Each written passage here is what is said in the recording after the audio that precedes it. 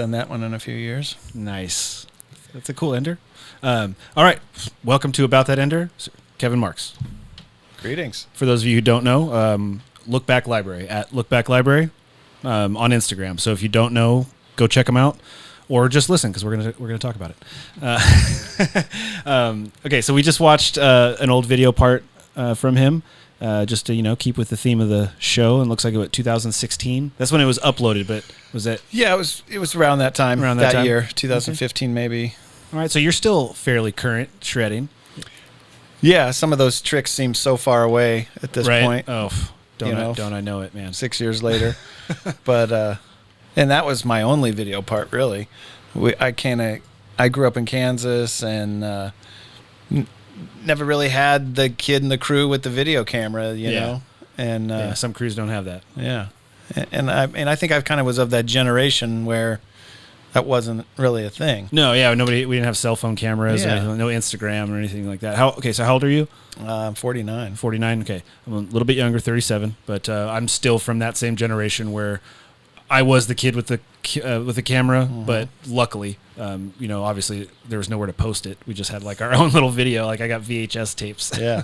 But yeah, that's I come from that era where I was actually recording with one of those cameras up there. I don't know if you can see up on the VHS one on that shelf behind you. Yeah. That's shoulder cam. Uh-huh. Yeah, that's what we were recording with. But okay, so we watched this part, but this was not obviously why I brought you on. Obviously, we want to talk about your awesome venture with Lookback Library. So I came across the Instagram some time ago when you were I actually came across. I remember the post. I don't remember what the actual thing that you posted, but I remember you asking for donations, and it striking my interest, being like, oh, okay, so kind of I looked into what you were doing, and I was like, okay, you're building installments of classic skate mags and things like that, and you were asking for people to send you their old skate mags, and I thought, oh, that's cool. Good luck. I hope he gets some donations. That's cool. That's a cool idea. And then watching you grow and grow and grow, and then seeing the pictures of the actual physical installments that you were doing, it was like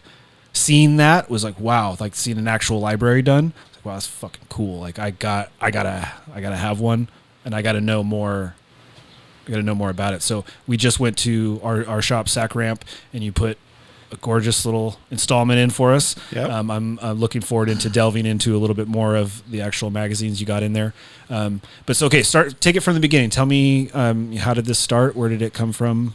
It originated from a nonprofit based in Colorado called launched Community Through Skateboarding, where I was on the board of directors, and part of my pet project one year was building out their existing magazine library that had a lot of holes. And I was living in San Diego. And was it like at a skate shop or a community center? Where was their library? As a nonprofit, they had a brick and mortar, like with a ramp, Cool. a tool area, and a library. So it's kind of run as a skate park, but it's more as a nonprofit. That's and cool. And they run programs out of it, and so they had a library. And it was fairly thorough. That they'd accumulated several different collections, and had consolidated them. And but I went in and kind of filled in the gaps. Got everything in order. Well, first of all, you had to find out what the gaps are, and then based, I'm living in San Diego. I have a handful of connections. I've worked at skateboard sales basically all my life, so I know shop owners all across the world, and reached out to a handful of, first the publishers. Back then, this was 2014 or 15, so Transworld and Thrasher were still going. Still in print. Yeah, and Skateboarder had already bit the dust. Big Brother had bitten the dust. Slap had bitten the dust. But did they have archives or anything laying Well, around? High Speed had some Slap, but That's LFP doesn't have any Big Brothers, and turns out Transworld owned the Skateboarder title at some point after it had been retired. Yeah. So they had some, and I just started networking with my shop owner friends, that had gotten the magazines for their shops for years, and sometimes they sold 2 copies, sometimes they sold through them, sometimes they'd have 5 left over, and they're sitting in a back room somewhere. And perfect. I started and still in mint condition too. Uncirculated basically. And so at Cowtown, at Skateboarding Hall of Fame, and then Launch were my 3 primary pools of magazines. Skateboarding Hall of Fame had a ton. Lance Mountain had donated. Scuba Steve had donated magazines, and that was probably our most prestigious outlet. The Hall of Fame of skateboarding. Does it get better than most that, right? most people would feel very secure in donating their magazines there, and so we ended up. But Todd, the curator, he's focusing on running the whole thing. He doesn't necessarily have time to focus in on the library, and so I ended up doing that and finding out what they needed, and doing this huge shift of magazines from Arizona, Cowtown, to Colorado, Launch, to Skateboarding Hall of Fame in Simi Valley, and just finding out what everybody needed, starting to shift doubles here that need to go there, and so are you like writing them down, keeping a like a log, a computer log of that's a crazy of Excel everything, sheet, right? yeah, and it just grows and grows, and at some point I start to think to myself, wow, I really enjoy what I'm doing, and ever since I got out of my last business in 2012, I'd been just essentially cruising and traveling and not really sure what I wanted to do next. I got on the board of directors for Launch, and that was that gave me some purpose. But I was like, at some point I'm part of the thing that led me to getting out of my business was that I was kind of over commerce in general and didn't want to sell anything anymore. And it's a grind. The sales life. Yeah. And so, but I still wanted to be involved in skateboarding and was trying to figure out a way that I could be involved but not have to sell anything. And so I figured at some point I'd get involved in a nonprofit of some sort, start my own or whatever, if I could find the angle. What's the angle, Yeah. What is going to make me and what I want to do unique and worth pursuing? So that took a while to figure out, but through my engagement at Launch and working on this project, I was driving from Colorado to Portland, Oregon, and the little light bulb goes off about, man, I bet I could do this on a larger scale. Yeah. And maybe that's my baby, That's my project that I can grow, and that's been, 6 years ago. And from, those 3 libraries, we have over 130 now around the world. 130? And around the world, so other countries? There's a few other countries. Did you go over there and do them, or I didn't do ship them? I did one in Canada, a couple in Canada of kind of just... We're in Canada. Antisocial was the first one. Which is where? In Vancouver. Yeah. And then Lethbridge, there's Topless Pizza that Roger runs in Lethbridge in Alberta. And we have one in Australia, a couple in the Netherlands. And but the majority's here in the U.S. And the connections overseas, is that through social media? Friends, yeah. Or people you know personally? Netherlands was... facilitated by a friend, a guy that's come over to the U.S. and helps me, especially on our video collection. Bonkers is his nickname, but Bonkers, yeah, he's an awesome asset. And Australia just kind of happened from a shop owner reaching out to us. That's cool.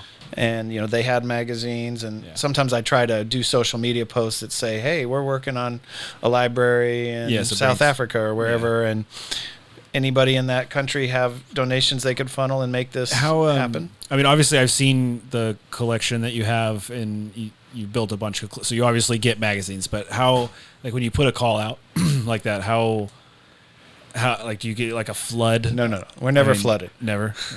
It's always, like, 1 or 2 pickings. Like, but sometimes that's all it takes, because most of these libraries... But it's crazy because you have a huge... Like, some of the libraries you've done, there's, like, so many magazines. Right. So, and, it's a 6-year project. That's crazy. And it's steady. We're never overwhelmed. Just getting them in here and there. Yeah, because magazines are always coming in. The magazines are always going out, and right now I don't feel like we're at a loss. We're not. Yeah. You know, well, you obviously have enough to build because I saw your post. You're building quite a few. Yeah, up the West Coast this summer, and everyone's different. Some are large, some are small, some are in the middle. Yeah, ours are kind of, one you did for us is medium. Small? That's small? Okay. Yeah. But it has a great cross section of the different titles. You know, it doesn't have maybe as many as it could, but there's still some room to grow. You know, just get started. We're always encouraging. We want these to be community resources. Yeah. Where skaters in that area, in that region, think of it as they're part of their thing, you know, and they can add to it and grow it. And if there's doubles, set those aside for when I come through next, and we'll shift those to another new library. It's really cool to be able to offer, you know, not only to keep the physical print alive, but to offer the knowledge of brands and culture and pros and who was there at those times and what spots and tricks were being done. It's really awesome to be able to have the access to go like, oh, boom, let me look at what's going on in that month and that year. You know, it's really cool. Yeah. So, I mean, a lot of younger skaters, you know, there were magazines before they were born. A lot of older skaters. I mean, I had my mom would never let me get Thrasher. Because it was a bad influence. Risque, It's a bad influence, but I could have Transworld. So growing up, I had a subscription to Transworld all through my teenage years. Too bad I don't have any of those left. Actually, you know what? I do have a couple that I can give you. I've got a couple Transworlds, that older Transworlds that I can give you. Okay. That I've got doubles that I was in, and they sent me a stack. Sweet. And so I've got a few that I can. Don't let me forget because they're brand new condition too. But I always had a Transworld subscription growing up, so I never really got to see what was going on in the Thrashers in the late 90s. Well, that's great that you had the subscription and ended up in the magazine at one point. Yeah, I mean, it's just one of those like Instagram of the month things. But my name is in the magazine. Yeah, that's my name is in there. You are in the top 5% of skaters that you know have had some sort of coverage in the mag. And then I've got a couple other mags. I have a couple of photos of like my actual photos got published in Juice. Radical. So that was like super. Again, we were talking about him earlier before we started. Matty Jesse, the young kid. One of his photos got published, and they did a little interview on him. And they used like super sick one of my photos. Awesome. Yes.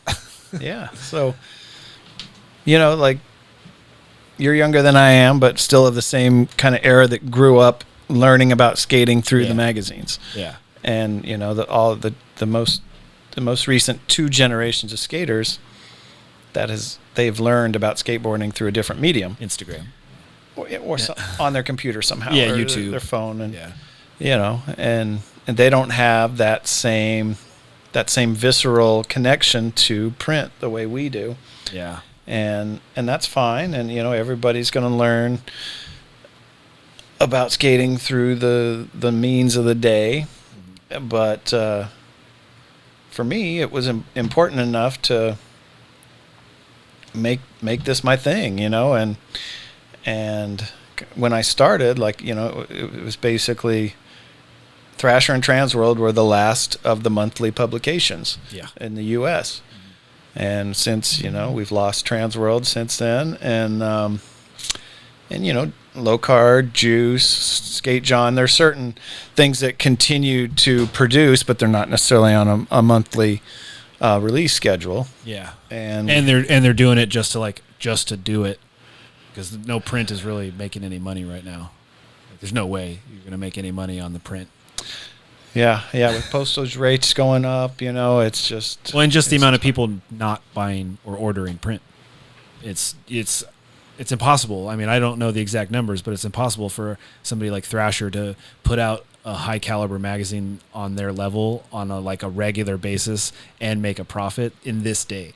You know what I mean? They're making so much money, I think, off of their other things. Yeah, apparel, website. The mag may be like breaking even-ish. Yeah, I'm not privy to the financials, but me either. I'm just guessing. Yeah, but, well, we've all got our opinions, but I could be totally wrong. I don't know. Their Thrasher is sufficiently diversified to where they don't have to rely on one revenue stream. They have several. They probably make enough money off their YouTube stream to support everything. Again, I don't know, but I am confident in their ability to continue and prosper well into the future, and for that I'm grateful and thankful. And and then there are companies like Locard who don't put out a monthly publication, but put out something, and will probably always continue to put out something because that's them. That's like their thing. So they're just like, we're not. They have a completely different business model than Thrasher, and they have their website. They have their product sales, their T-shirts and hats, and the magazine is a free item. Yeah, and which is a great idea because they're not trying to make money off it. But they still have to make money off of either their ad sales or the product. The amount of beanies and hats and shirts that they can sell to be able to send you a box of magazines to give out for free at your store. Yeah. So and honestly, that's a write-off because that's marketing. Yeah. If you're giving it out for free. Hey, sorry, pod dog. Come here, Toby. Hi, Tobes. Hey. Sorry, everybody. Great radio, I know. Come on. He's so happy to be in here. Yeah. See, he loves Cameron. All right, sorry. Oh man, he got me all distracted. Okay, where were we? What were we talking about? Okay, so that's right. Lookback Library, it's a nonprofit? Is it your main gig? Do you have another gig? Is this like your full-time thing? It's my main gig, yeah. And what did you do? You said, I mean, if you don't mind, what before your business before? Was called Overboard Enterprises. It was a DVD and skateboard hard goods distribution company. Okay. And before that, I worked for Tumyeto. Oh, sweet. Mid-90s and the Welcome to Hell and Zero Misled Youth days. Ed and all them? Yep. Yep. I'd love to meet that guy. Yeah, he's awesome. such an interesting character to me. For sure. Very much got so. Stories for days, but... But, yeah, so I grew up working at the local skate shop in Kansas. I went to college. I ran a skate shop while I was in college. And... Yeah. Part of the reason I got hired, I think, at Tumyeto after college was that I had Foundation come and do a summer demo at my shop while I was in college. I had a working relationship where I was buying Foundation product, had a successful demo. There was, I had ties already, and then when I moved to San Diego, and this position, this international sales position came up, I was able to interview and. Was a recent college grad and ended up working there for 3 years until I kind of branched out and did my own thing. Right on. Yeah. And so I basically, I mowed lawns as a kid, and basically after, most of my adult life I worked within skateboarding. I say you mowed lawns and you just went straight into skateboarding. Well, yeah. That's so sick. So pretty much always, no other jobs that did have to do with skateboarding? 1 year in college, I was worked for the campus recycling project. Right on. Yeah. That's so sick. And then obviously, since this is fairly recent, you're obviously still skating. Yeah. Yeah. And to this day, still skating. Yeah, skated today. Hold on. Put a little Cameron, video edit together. Put him inside. Today. I was gonna close the door. No, don't close the door. Just put him inside. Sorry. And this ramp is actually at my house. I was gonna ask whose ramp this was, but I wanted to wait till we. Okay, so we'll just let's bust into this a little bit, because so this ramp was at your house. Yep, since 2000, we had two different versions of it. Is that in a room? Yeah, that's the laundry room. Good use of the that is a big laundry room. Yeah, for the homeowner before me used it as like a sunroom. We ended up boxing all. There were 3 walls of windows. They had basically it was a playroom for the grandkids. Sick. And so that's like the kitchen and the. Oh, there were like stairs right there. Yeah. Probably. Mm-hmm. And so we just came right out of the house and onto the deck and into a 16-foot wide mini ramp that had a few bells and whistles on it. And the first version of it went up in 1998, and this one I think was built in 2001 and remained until the library project. Basically, we have all magazines in this room now that we took ramp down in 2016. Were you just not skating it that much anymore? You needed the space. I was on the road for 7 to 9 months out of the year for 8 years before that, and then had just been had roommates living at the house, and none of them were consistent skateboarders. And they're like, "Dude, can we get rid of the ramp?" No, they didn't. It just became, what am I going to do with that space? Oh, gotcha, I don't have the project. As the library continued to grow, I finally had a new purpose for the room, and that is filled with magazines now. So. A friend of mine, Chris Center, was making a video, and he asked me to film a part, and I'd never filmed a part. I was nervous and unsure myself, and he came over, for a 1 day a week for like 8 weeks, and each day I'd be like, because for me, I don't know, I was in my 40s at this point, 44 or something, and it became, it was a big hustle every time to try and relearn tricks. I didn't really do new tricks. For me, it's always this, at this age, it's always a process of trying to relearn.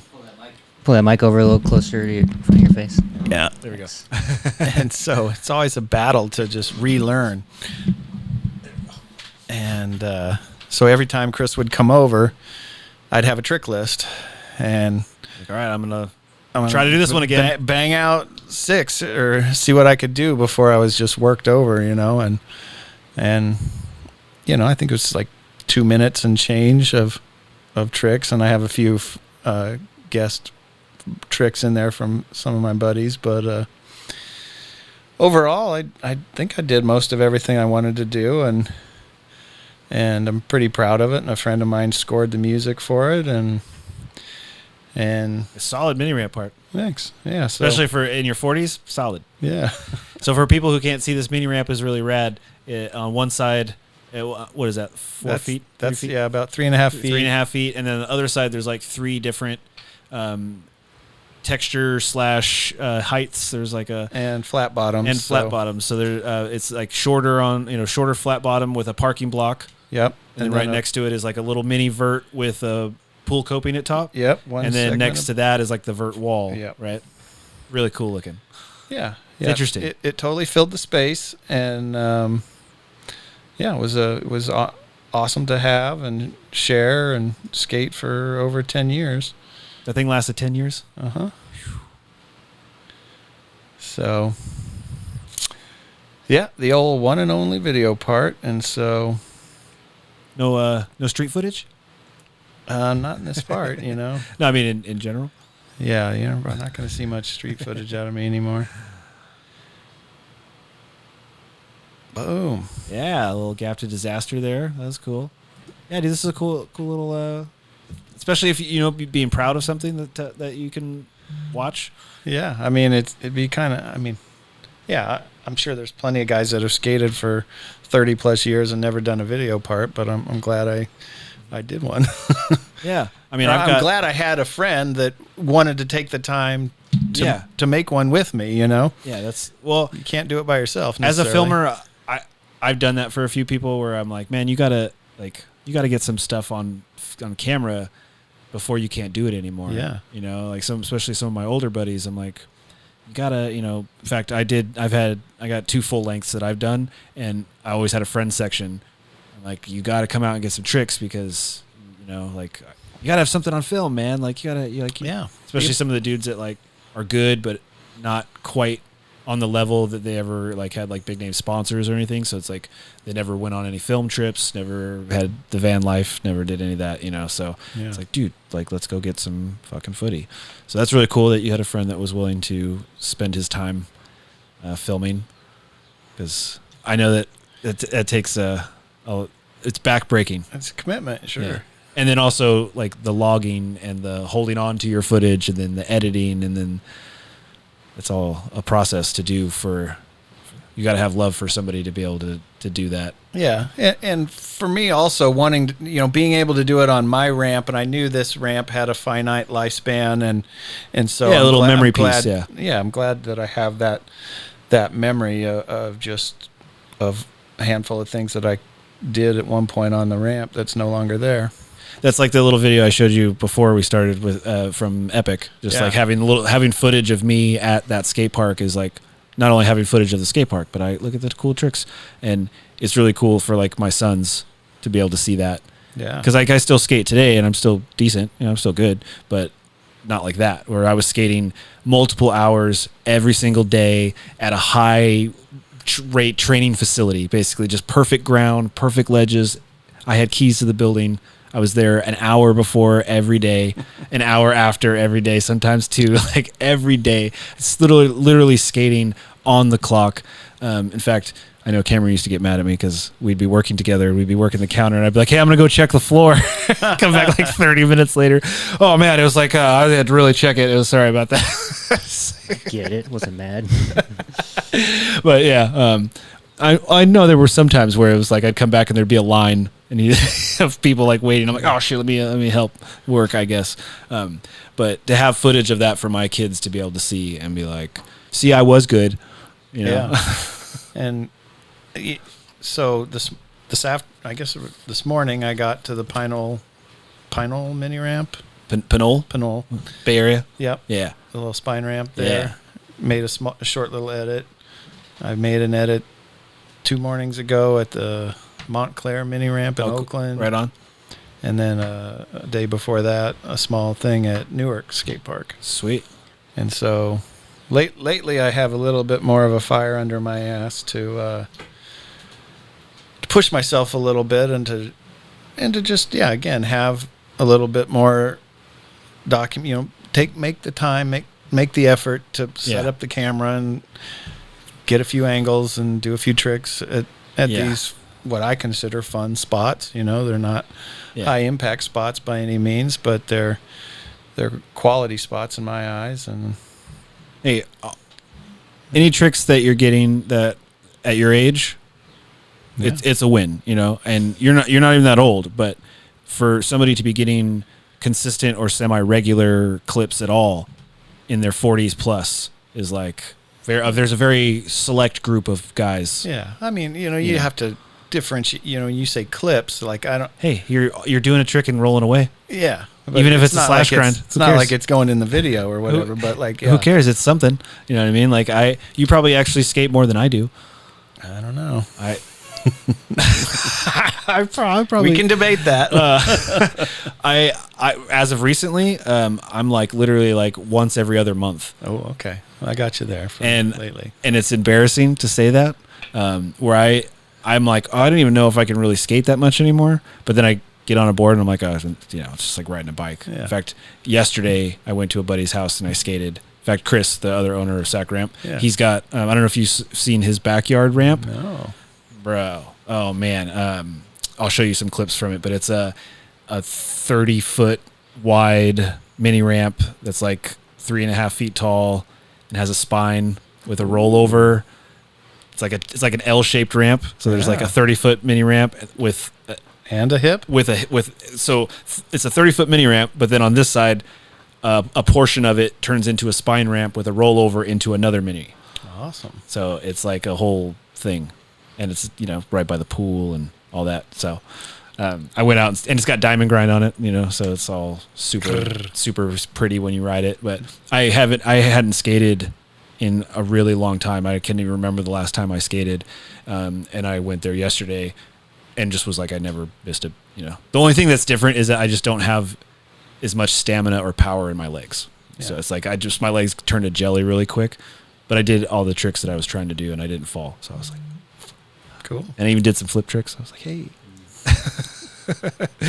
But that's about the extent of my skating these days because I'm so fucking busy. Yeah. Life. And it's hard to find the time when you don't. I mean, I don't know how you do it, but I'm like, I'm a very social skater.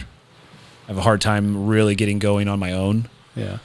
So it's like when I'm just out by myself, it's like, Yeah. Oftentimes when I do most of my skating while I'm on the road, and a lot of the time that's me by myself at the skate park at 8 a.m.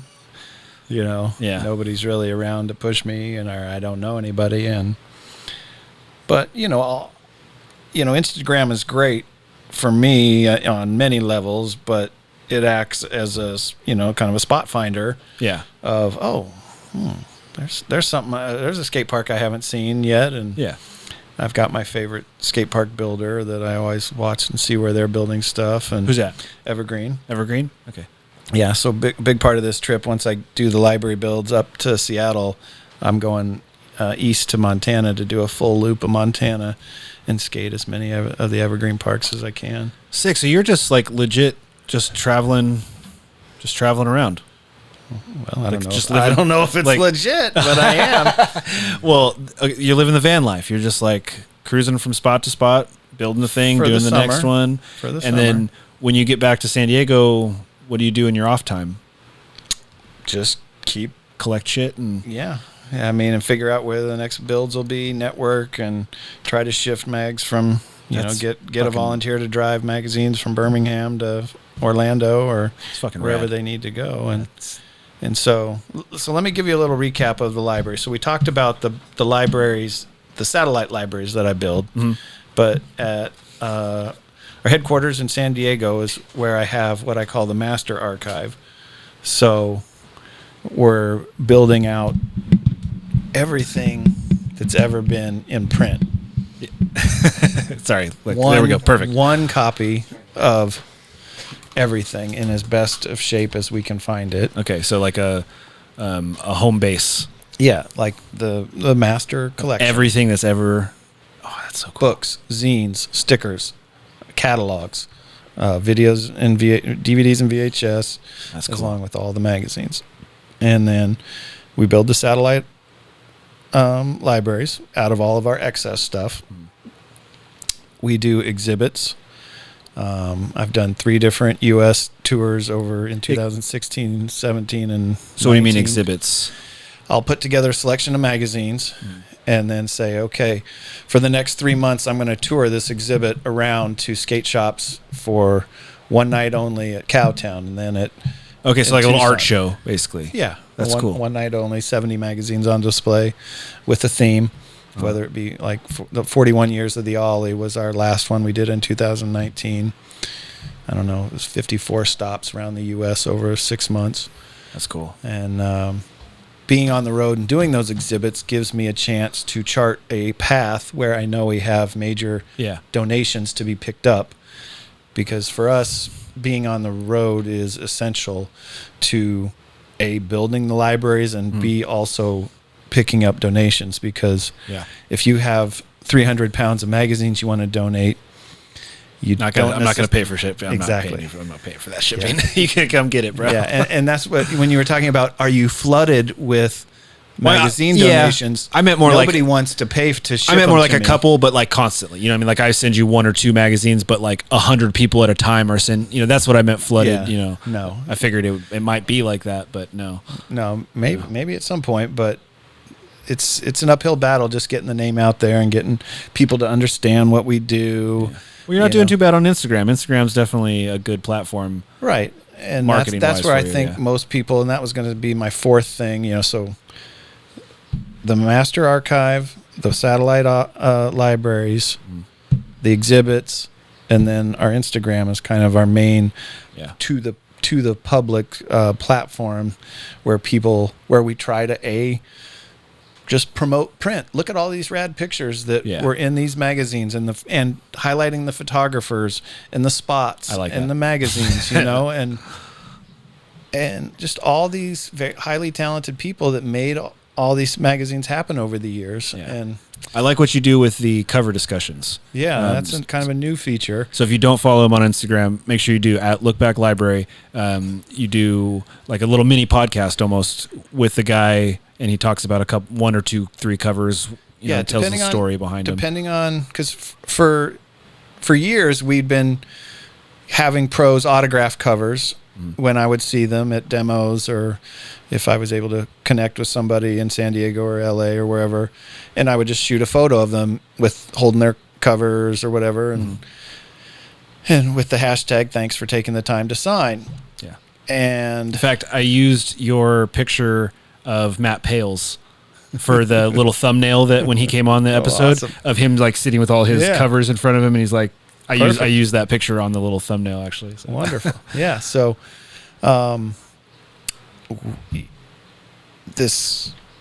we would get told, the pros would tell us stories. I would kind of inquire about what happened this day, or was that an easy make, or did you know you were getting a cover? And so little stories would start to come out, and sometimes I would allude to those stories when I would post a picture of the pro with their covers, and there was enough interest.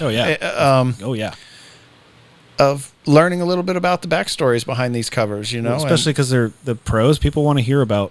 They just want to hear them talk. Yeah, because we watch you skate all the time, especially like the recent one with Carl. You did Carl Watson. Yeah, and huge fan. I'm a huge fan of Carl. As you can see, I got his boards all over the place.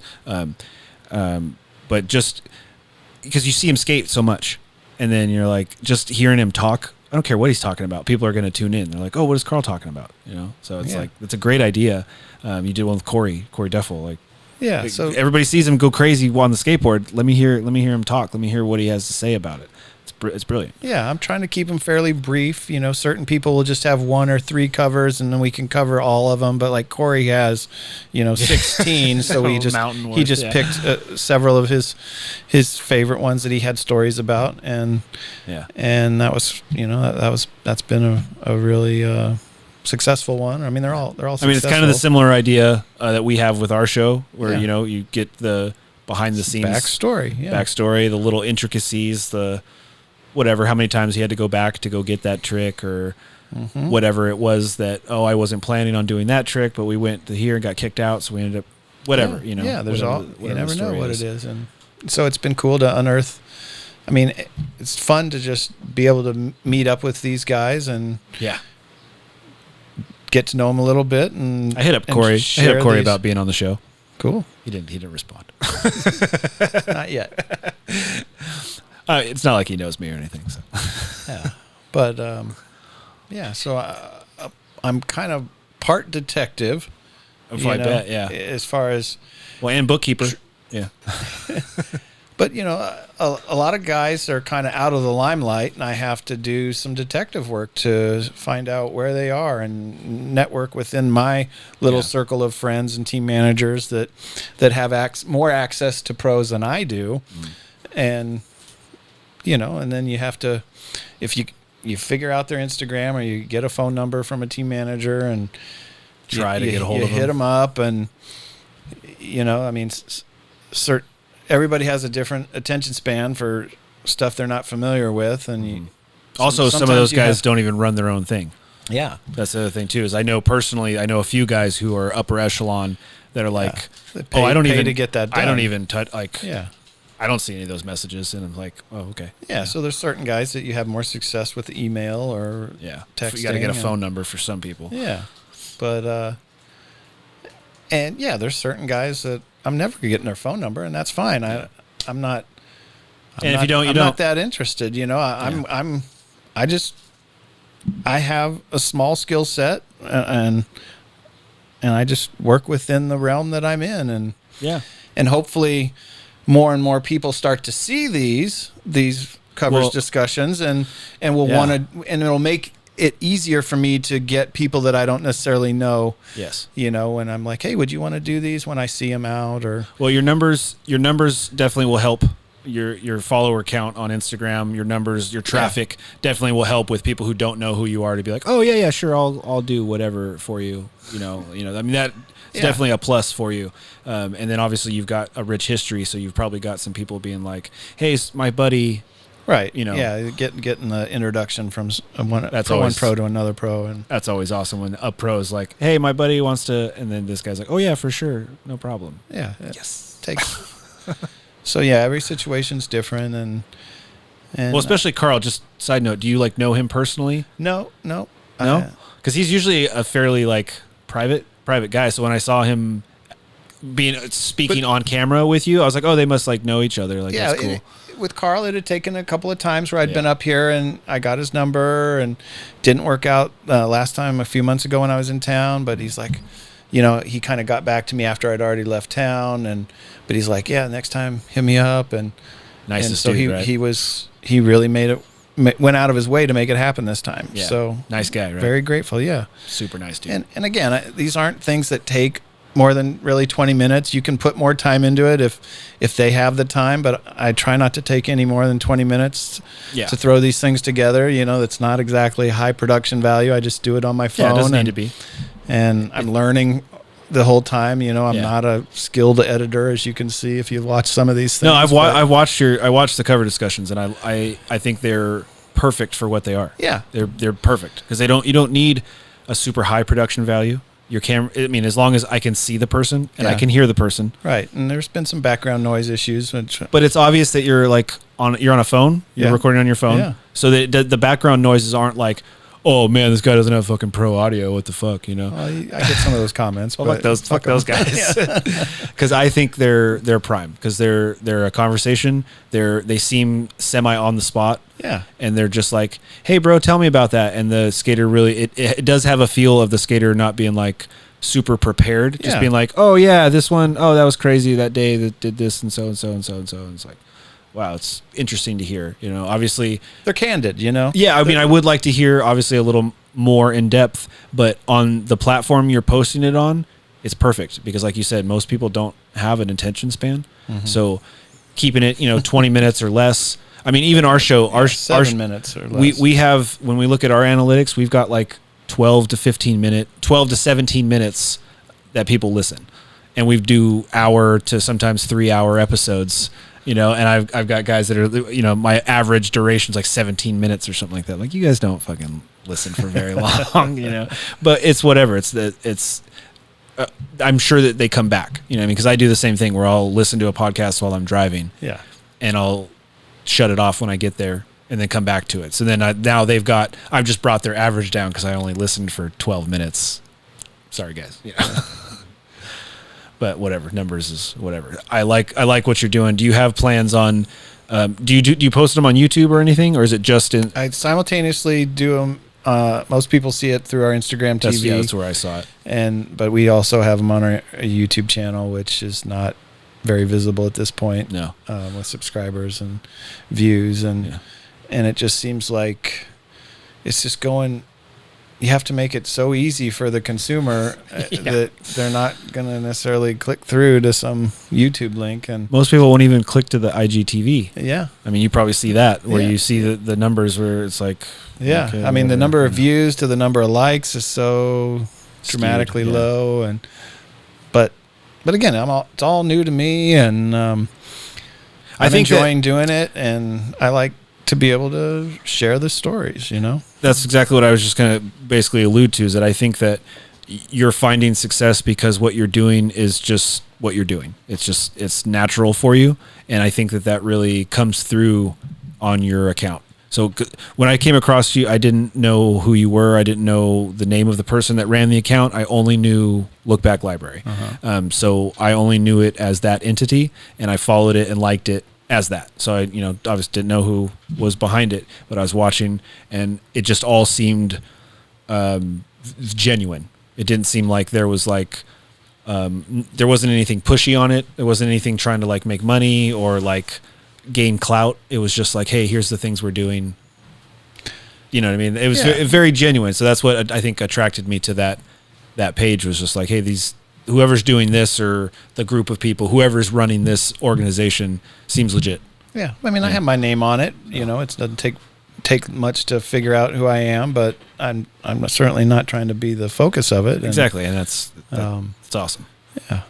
Let the pictures tell the story. And okay. So there was one thing that we looked at when you came in. You were talking about, you just dropped, an interview, right?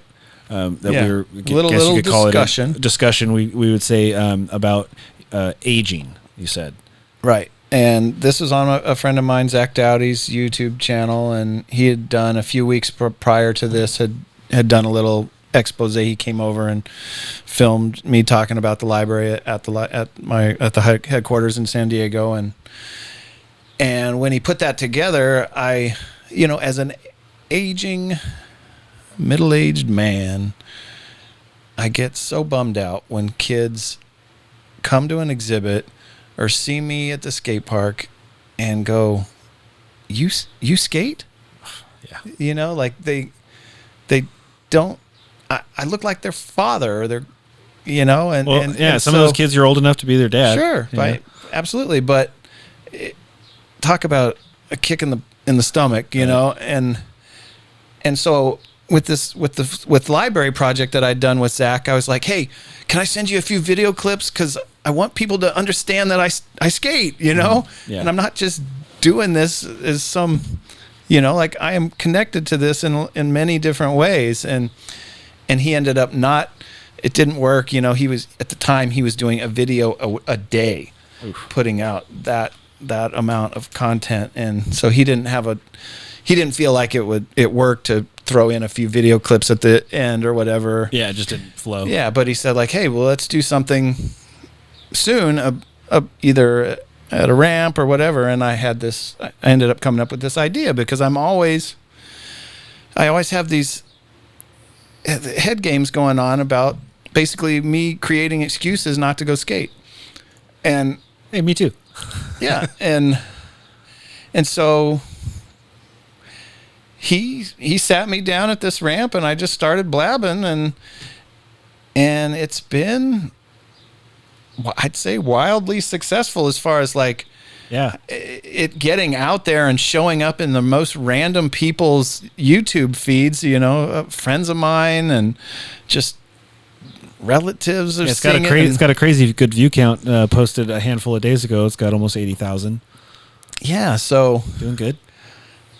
It got kind of shared in some of the Facebook groups for skaters over 40, skaters over 50, and a lot of people could relate to some of the things I had to say, and it's kind of it's kind of a taboo topic, What, being an old skateboarder? No, but talking about not what prevents me from skating, and yeah, and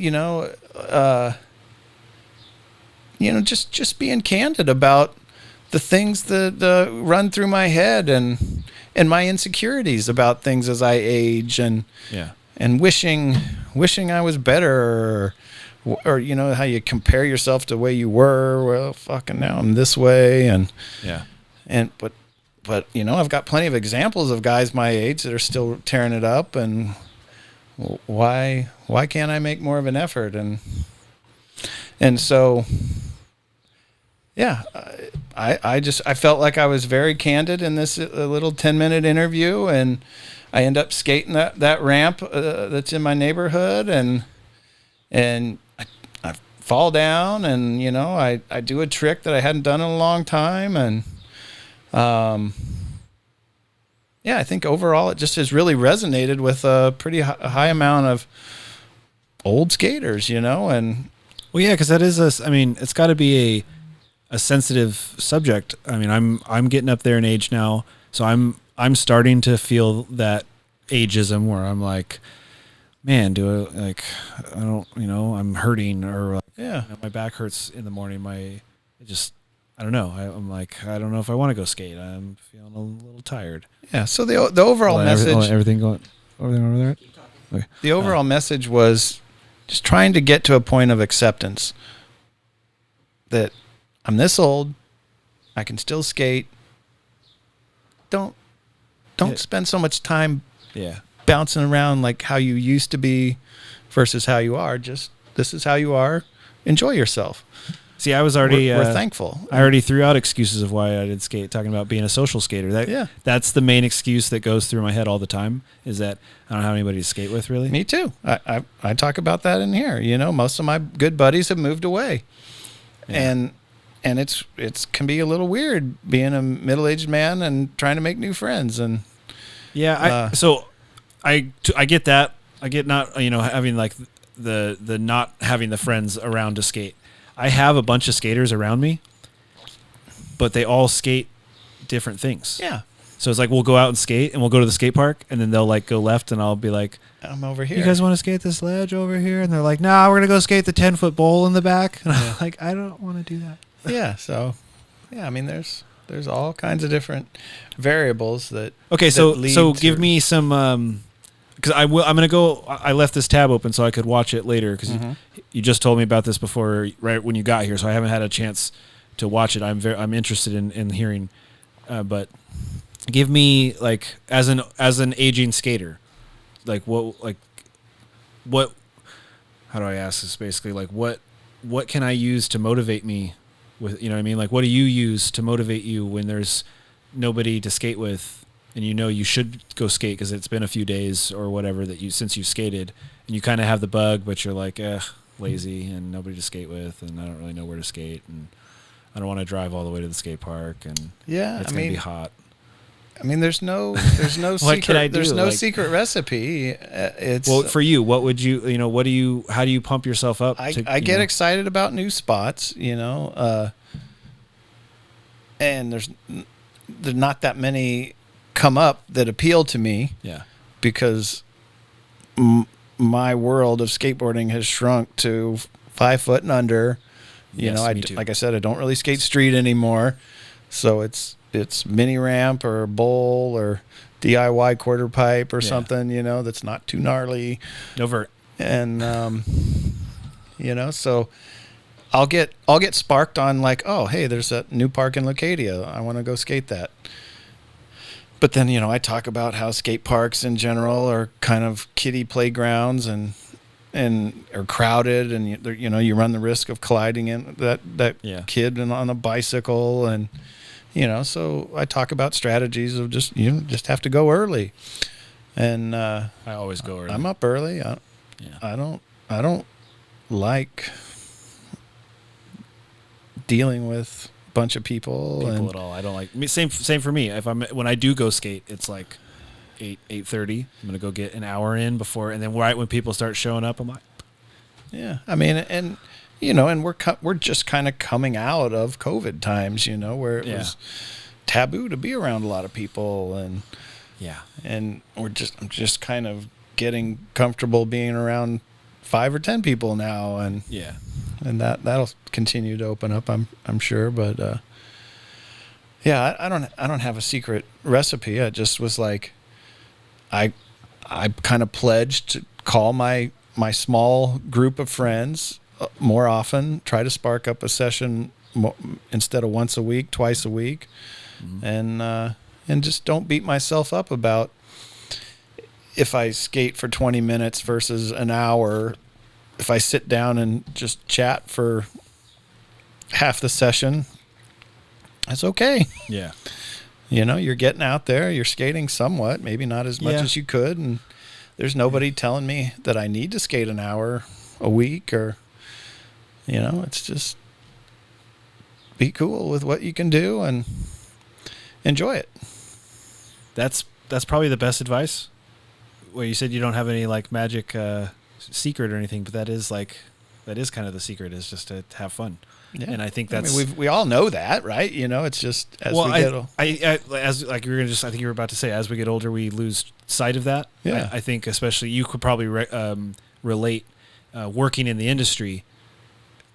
Did that burn you out at times? You know what I mean? Because for me, that's kind of what happened. Yeah. Yeah. Sometimes you're around skateboarding all the time, and sometimes at the end of the day you're not wanting to skate as much. So for me, it wasn't even being around skateboarding, because I could be around skateboarding all day every day and be fine with it.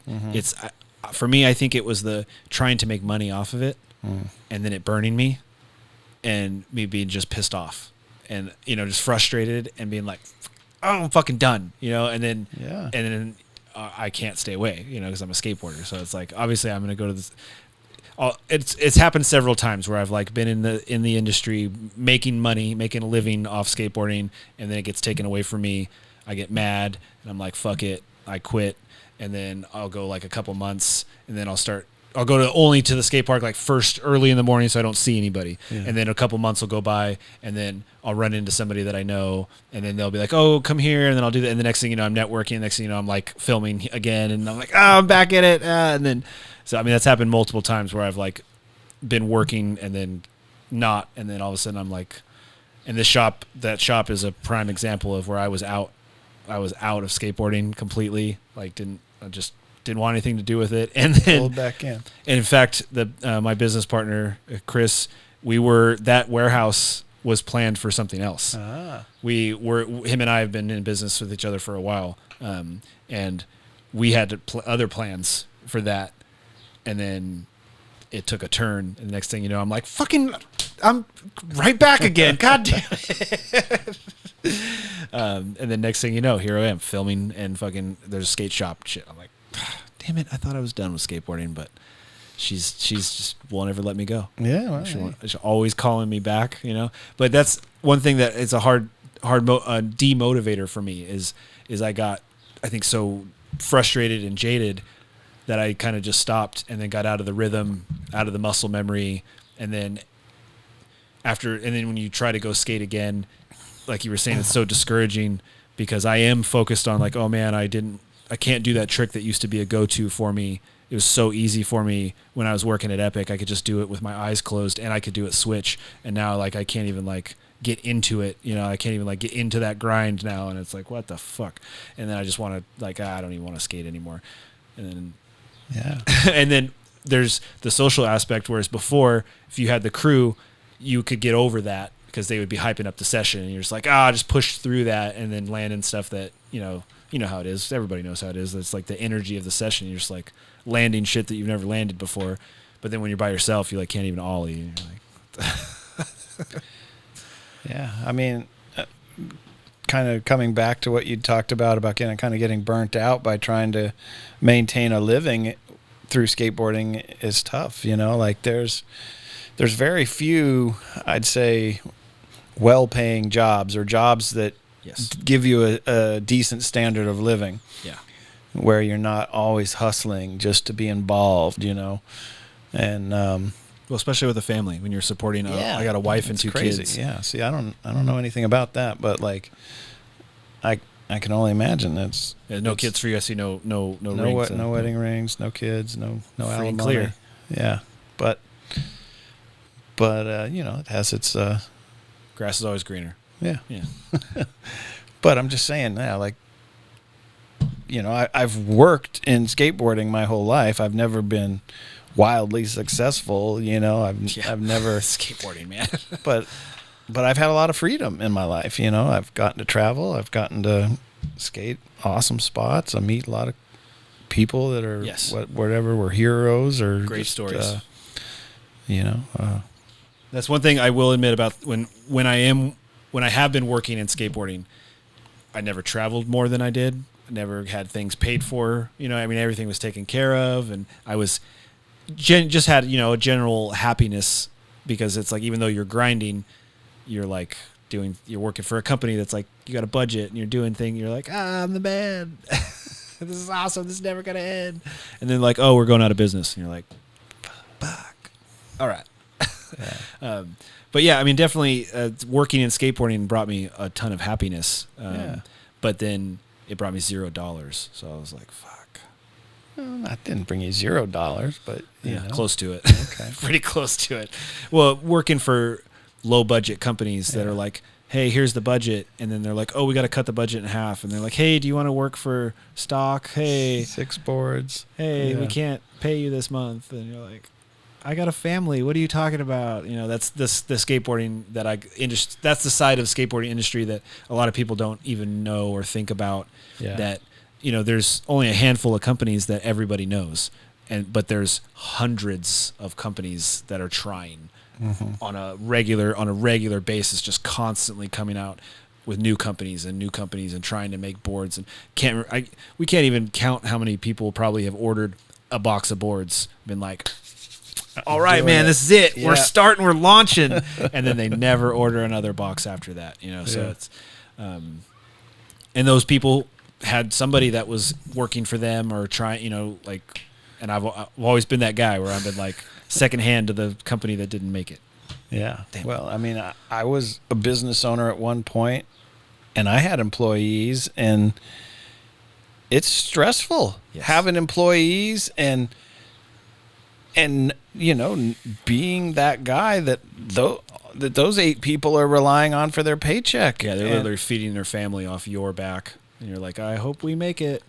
Yeah, and again, not being successful, you always feel like everybody should get paid more, but this is what it's kind of, this is, you're working within the budget, and there's not a whole lot there, but you hope that it's going to grow, and sometimes maybe it will. But every once in a while, there's that one company that does, and you're always looking at that company like, well, they started out just like we did. Yeah. So if we just keep pushing for another X amount of whatever, that's where my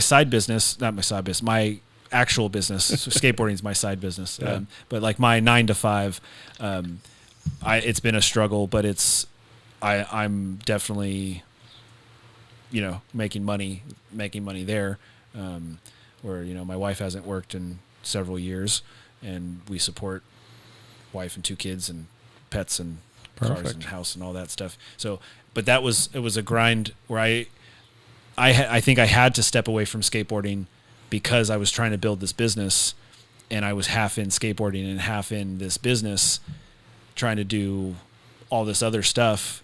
And it was like but nothing was making money. So I had to like step away from everything and focus on one. And now that, I don't think I'm wildly successful, but now that my videography real estate business is stable, I would say, I wouldn't say we're super successful, but I would say we're good and stable, and constant growth where, every year we're 15 to 20% growth from the last year. So, business wise, that's like a fucking no brainer. But now comes skateboarding again. So I got to make sure I keep my focus on my business, but then also help grow, because I have a lot of faith in Sac Ramp. I have a lot of faith in the crew, the vision, the entity that is, and where it could go. So I'm like torn where I'm like, man, if I devote all my time into that, it could really go somewhere. But I've like devoted so much time into my real estate business that I'm like, I can't abandon this because this pays the bills, and it's doing so well. I'm like, oh man, I'm like in that in between where I'm like, I would love to hire people to run this, but then now I'm relying on people to copy my art and my production value and my speed and my customer service, and nobody's going to do it like you do. No. And I'm sure you sympathize with that, where it's like, you can't hire somebody that will ever put as much love into it, as you. So that's another excuse that keeps me off the skateboard a lot, is because I'm so busy doing that. It's like I literally don't even have time to make it to the park all the time. But whatever, excuse after excuse, right? Yeah, just again comes back to whatever time you can carve out, and just enjoy it for what it is. And I'm definitely coming back around where I think I go through. I don't know if you've experienced this, but where I go through seasons of not being super duper interested in skating every day because I've got other things that I'm doing, and then it'll kind of come back around to where I almost like can't get enough of it for a little while. Yeah, I don't relate so much with that. No, but you're pretty steady. Yeah. I think it comes back to the love-hate relationship I have, where it's like so fiery, where I'm like, all skateboarding, no skateboarding. Yeah. All skateboarding, no skateboarding. I'm having a hard time finding that balance in between. Okay, so anyways, enough about me. What else we want to talk about? Okay, so we talked a little bit about the future of what you're envisioning with like the satellites and then the main library. Well, I'm hoping I don't really see 2021 as a year of major events again. We're starting to see a few contests happen. We're halfway through the year already. And so I'm hoping by 2022 there'll be some more events where we can do customized exhibits in conjunction with Vans Park Series or Decade or any sort of... That would be great to have an exhibit or something just to put yourself out there, just because of the amount of traffic that those.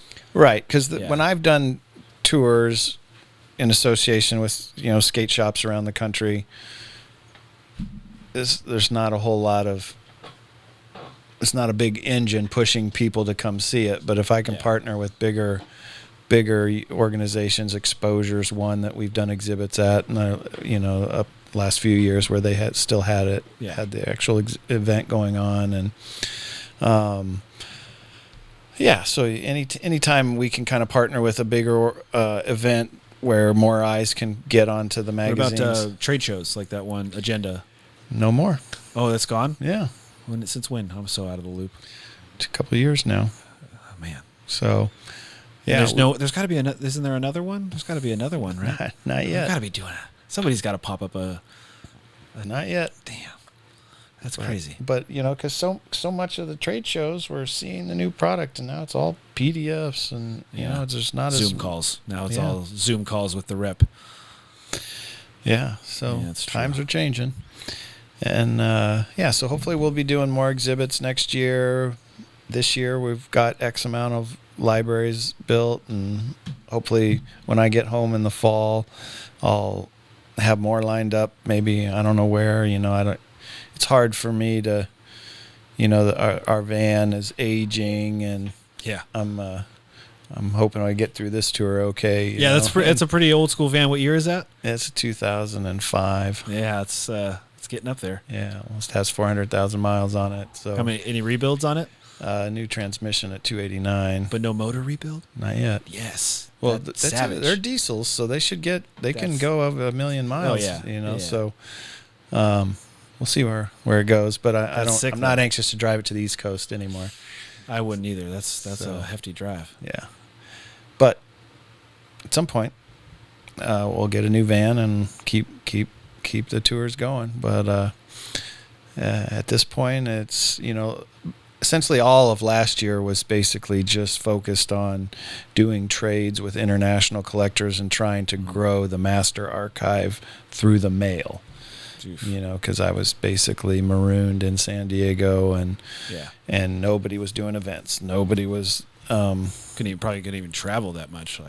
No, we were supposed to stay at home. Yeah.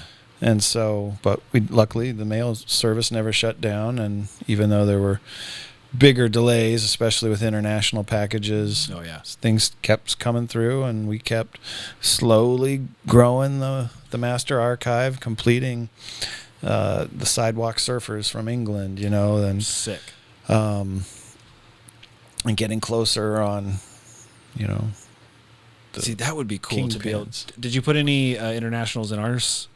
Some Canadians. See, that I would like to check. And German and English. So that's what I want to see. I want to see some overseas skate mags to see just kind of their the fashion they put in the ads. What does their stuff look like? Because it's not the same, right, as ours. It's got to be. It's not too different. It's got to be a little different. I mean, just the way they put an ad together. A British company. Yeah. What the guy is wearing there is going to be a little bit different than us. But you still see a lot of the same shoe company ads. And oh, really? Yeah, I mean, because they're dependent on U.S. brands to pay the bills, for the most part. No, there's not like a whole. There's UK domestic and shit like there's that. domestic brands that.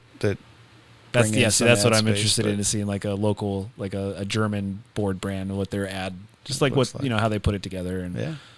I'm weird like that, where I just I'll look at an ad and I'll have a hard time even remembering what the trick was sometimes, because I'm looking at where they laid the graphics out, or how the photographer shot it. Mm-hmm. I may not even be able to tell you what the trick was, but I'll tell you where I'm looking at where the flashes are placed, and just looking at the angles that he got, oh, look at the background of that photo, it's so cool. Weird like that. Yeah, I mean, and one thing that I get fascinated by is I look at a magazine this way.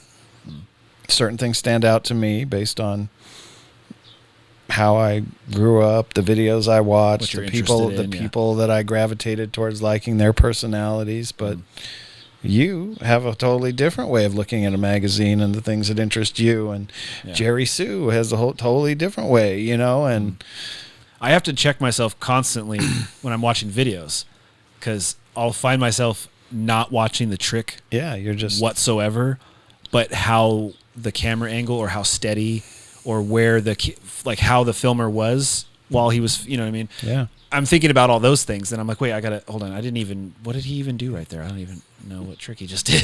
Yeah, but I'm like, oh, man, several times. That shot was really cool. And they're like, oh yeah, that fucking backside flip down this, that double set that he did. I'm like, oh no, what? He hit a double set? What? Yeah. So, we all learn and take things in differently, and it's cool for me to talk to other skate nerds and find out, what stood out in this interview for you versus me. And yeah, so I mean, that's one thing that I'm super grateful for, is that in this whole project is just getting, to connect with other guys that share this passion, that I always, the skate nerds, we have this very, very, very special skill set that is not going to earn us any money. Not going to get you anything. But great conversation. Yeah, but only within this small handful of people that can relate and that know what the fuck you're talking about, Yes. And so there's a lot of skaters now, and it's, the social medias, everybody wears Thrasher, everybody knows skateboarding, blah, blah. But I think I'm probably one of the, not last generation, but I may be one of the last generation of kids. Like when I was a kid, if you saw another kid with a board, it was instant, like, we're brothers. Like we'll be friends. Like if I'm in trouble and I see a kid with a board, hey, what's up? He's going to come help me. If I see a kid with a board on the bus and I head nod, what's up? We're probably skating later, because there aren't that many of us out there. Whereas nowadays, everybody wears Thrasher. Some kids that skate, you look at them without a board and you wouldn't even know that they skated, just because of the way they dress. It's just an eclectic, such a huge and eclectic version of skateboarders and non-skateboarders. And it's become so fashionable now that it's hard to, like, you see a kid with a skateboard and you're like, hey, what's up? And he's like, well, I feel like like snubs you, I feel like a lot of skateboarders today, it's not their total identity the way it was with me, or maybe with you. Definitely with me, yeah. But now it's just one of several things that you can play lacrosse for your high school and skate and play water polo. I don't know, it's skateboarding like, could just be a thing that you like it. Yeah. You have fun doing it. It's not your main priority, and that's fine, And I'm sure with the Olympics on the horizon that we'll have a lot more of that. A lot more of that, And well, when Street League hit, we saw a huge influx. Did we? Oh yeah, huge influx of kids, because now skateboarding's on ESPN. On TV. I mean, the X Games obviously was like the first, but then Street League made it like cool.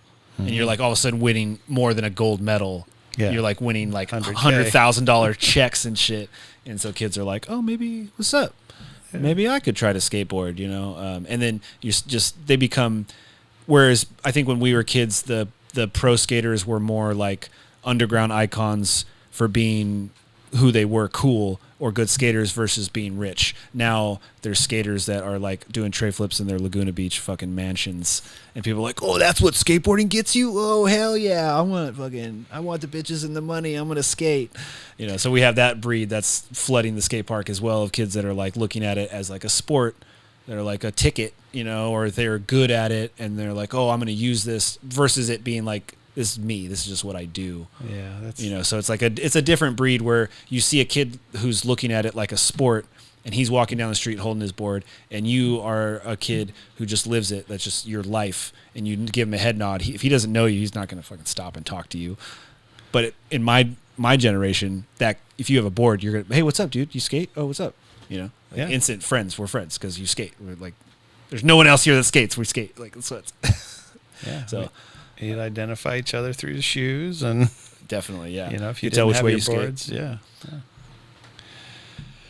But it's a different generation now. But I'm thankful that there's guys like you that are basically subtly reminding the kids of where we came from, and then also educating the ones who want to be educated. So a kid walks into our shop and sees the magazines, it's going to let him know that magazines are still in existence. They still are alive. Print is still here. Pick up a magazine and read it. It's okay. You should still learn how to read. There's more content than just social media. Absolutely. I think that's a must in this day and age, is for people to touch something tangible and physical. Yeah. I mean, I provide the resource, and that's where the partnership with all my skate shop owners where we have these libraries, because I'm only there once a year maybe. Yeah. But it's so key for the skate shop employees to utilize that resource and show, encourage the kids to take a look at it and not just let it sit there. Absolutely. And please believe our guys at the shop will be pushing and posting. Cool. We'll make sure we keep it in the feed. Keep the door going of, we'll take pictures of it. We'll encourage your customers to bring magazines to help it grow. And absolutely. And we throw a ton of events there. So we have a large amount of foot traffic. So that can definitely become a regular in our shop guys vernacular, to just be like, hey, if you have any old mags, feel free to bring them by. Yeah. That'd be great. Now that leads me probably my last question here is, magazine wise, if somebody wants to donate, how do they go about getting you magazines, and in what condition do they need to be in? They can be in all conditions, the better. Obviously readable, obviously, right? Yeah, usually no torn covers, no missing covers. Okay. When we get that kind of stuff, I put it off to the side. We have a handful of, artists and people that do collage work that I'll use those. Set those aside for, or just as filler. If somebody orders a magazine from us, I'll include some stuff that's less than perfect, but it'll be still, that's cool, a bonus for them. Yeah. And but reach out to us on Instagram, or my email is kevin@lookbacklibrary.org. As far as the things I need to know is where you're located. Essentially, give me an idea of how many magazines you're talking about. It's always nice to know kind of a range of years. Or are you talking 1980s? 2010 to 2014 that you had a subscription, because sometimes there'll be magazines that we'll need, and it'll work. We'll figure out a way to get them to us. If it's certain years that we have plenty of already, I might pass on paying for the shipping. Or it just would be like, if you can sit on them for a little while, I'll be up in that area, or we'll figure out a way to get them to I'll a hit library you up if I need them. If somebody hits me up, and now that I know you have them. Yeah. So there's a lot of shifting and shuffling around, huh? Right. I've got a lot of lists of things I keep track of. Okay, there's crazy. There's magazines here. These are time critical. We need to get these out of Boston and to somewhere else where somebody can at least sit on them until we can figure out when I'll be there, or when somebody's going to be traveling to California. And international folks, that's probably not sure how many of your viewers are international. We actually do have a few, a fair amount coming from Canada, Germany, perfect, and I think Norway. Awesome. Those magazines are. Yeah, there's a couple other ones that I saw on the analytics where I'm like, we're getting some international views. So hello, guys, whoever you are out there. Hello. Yeah, hit me up, and I can send you a list of certain magazines from Germany or England or wherever you live, and as far as which issues specifically we're looking for, and maybe you have them, and maybe you can send us a mag in the mail, and we do trades. If you're looking for a slap and we need a solo. So that way you're not out. You could see that. You could trade mag. You don't just have to donate. You can trade. Now, also, can people donate like money to? Because you said it's a nonprofit. So, is there a way for people to help fund or anything like that? Is there? I mean, yeah, there is. It's not a lot. Not a lot of those opportunities present themselves, but hey, you never know. I had to ask just in case somebody's like, hey, I don't have any magazines, but I like what you do, So can I throw, $100 your way or something like, and write it off? I mean, reach out. Because if it is a nonprofit, if I donate, we should be able to get some tax on that, right? Mm-hmm. So if you hear that, you don't have any mags, but you got some extra cash laying around. Yeah, hit me up. But like, he won't turn it down. He won't turn it down, but he'll feel funny about taking it. Is that what you're going to say? Well, there might be some more worthy folks out there. There's so many. I'm sure, but there also is. You're also doing something that's awesome for the community. So I wouldn't doubt that you might come across somebody who's like, hey, I'm down to do you need something? What do you need? Because I don't have any mags, but I'm down to help you out. So what do you need? Yeah, bookshelves. We always need bookshelves. There you go. See, you hit him up if you want to donate in any way, whether it be magazine, you're money, a carpenter. Whatever you need, whatever you have. This is a cool cause. It's something that's for skateboarding, for the history of skateboarding, and to keep it alive and fresh. I mean, it's so. Yeah, first and foremost, follow us on Instagram. Yep, and, at Lookback Library. Make sure you follow him. You can message him through there and get any information that you might need. Make sure to check out. He's got a ton of content with some cool stories. He's got cover discussions with some really cool pros that talk about some of their past history covers. He's got all kinds of stuff on here that you can check out. All hail. There's John. All hail. It'd be so cool to get him in here. Yeah. But anyway, so make sure you go ahead and follow him on Lookback Library. Look him up on YouTube. He said he's to get that traffic going for him. So is there anything else you want to plug? Anything else?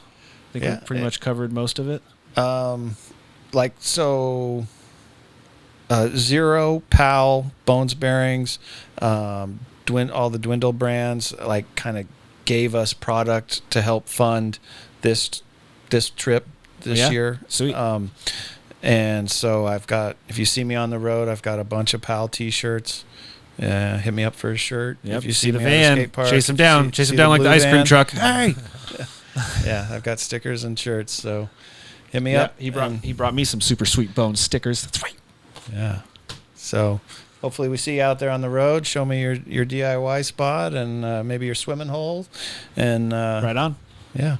All right, man. Well, thank you so much for coming in. I really appreciate you coming in and taking your time to not only do the podcast, but to go to Sac Ramp and hook us up with a super dope library.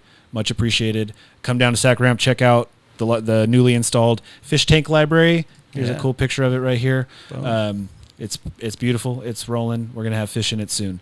All right, that's about it. So make sure to follow us About That Ender on all platforms. Like, subscribe, follow, rate, all that fun jazz. All right, that's about it, and we're out.